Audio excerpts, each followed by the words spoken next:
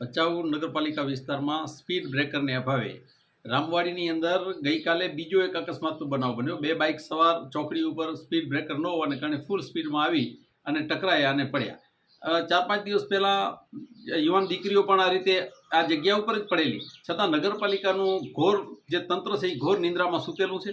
આ સિવાય એપીએમસીની બાજુમાં પણ સ્પીડ બ્રેકરની જરૂર છે। ભચાઉમાં કેટલીય જગ્યાએ સ્પીડ બ્રેકર ન હોવાને કારણે વારંવાર અકસ્માત થાય છે। એટલે નગરપાલિકા તંત્ર કોઈના મરવાની રાહ જોતું હોય એવું લાગે છે।